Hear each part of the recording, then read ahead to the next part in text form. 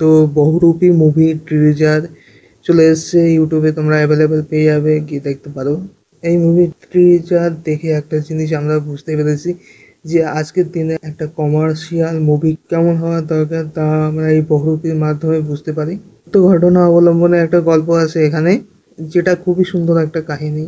একটা হিরো আর একটা ভিলেন রয়েছে এখানে, দুজনের জীবনের কাহিনী এখানে তুলে ধরা হয়েছে। দুজনেরই জীবন ধারা এখানে দেখতে পাচ্ছি আমরা, তাদের দুজনের মধ্যে কিছু মিলও আছে। একটা কমার্শিয়াল মুভিতে যা হওয়া দরকার এর মধ্যে আছে।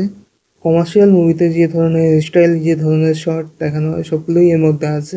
উইন্ডোজ বাজেটের সব থেকে বড় মুভি হতে চলেছে এটা, যেটা আমরা স্ক্রিনে বুঝতে পারছি। হিরো আর ভিলেনের মধ্যে যে প্যারালালটা রয়েছে, এখানে শিবপ্রসাদ মুখার্জির ক্যারেক্টারটা হলো ভিলেনের। সে এখানে একটা মিলের ডাকাতি করছে, তাকে এখানে বাংলার সব থেকে বড় ডাকাত বলা হয়েছে। এখানে তার ফ্যামিলিকেও দেখানো হয়েছে, তার সাথে কৌশালীর যে সম্পর্ক সেটা আমরা দেখতে পাই।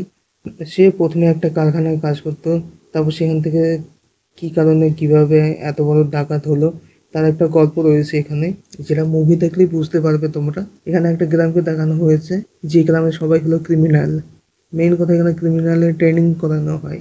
অন্যদিকে পুলিশের চরিত্রে আমরা দেখতে পাবো আবির চ্যাটার্জিকে, তারও একটা ফ্যামিলি রয়েছে। পীতাম্বরের যে চরিত্রটা এখানে দেখতে পাবো আমরা, তার একটা জায়গায় ব্রেকডাউন হয়েছে, তারও তার স্ত্রীর সাথে একটা প্রবলেম দেখা দিয়েছে। কিভাবে তাকে সুপার কপ পুলিশ বলে এখানে দেখানো হয়েছে, সে কিভাবে কেস নেয় এবং কিভাবে তা সলভ করে তা এখানে তুলে ধরা হয়েছে। কমেডিও রয়েছে ভরপুর এখানে, রোমান্স রয়েছে এবং অ্যাকশন তো দুর্দান্ত রয়েছে। সবকিছুই রয়েছে এখানে। টিজার দেখে মনে হলো আবির চ্যাটার্জি গল্পটা নিজে বলছে। মনে হয় সে রিটায়ার্ড করার পর একটা বই লিখেছে, এরকম একটা কেস নিয়ে, যে কেসটা সে সলভ করতে পারেনি। তাছাড়া তার সব কেসেই 100% ট্র্যাক রেকর্ড ছিল, কিন্তু এটাই তার একমাত্র কেস যেটা সে সলভ করতে পারেনি। একটা বইতে সাইন করতেও দেখা যাচ্ছে তাকে, মনে হয় তার বই পাবলিশ হয়ে গেছে এবং সেই বইটা প্রচুর সেলস হয়েছে। এখানেও হয়তো আমরা শিবপ্রসাদ মুখোপাধ্যায়কে দেখতে পাবো, যে লাস্টে আবির চ্যাটার্জির সাথে দেখা করতে আসবে এবং তার সাথে কিছু কথা বলবে এবং তার থেকে একটা বইও নেবে। এরকম সিন হতে পারে হয়তো। হয়তো পার্ট 2 আসবে, আমার যা মনে হয়। এখানে সবাই খুব ভালো অ্যাক্টিং করেছে, সবাই খুব ভালো অ্যাক্টর।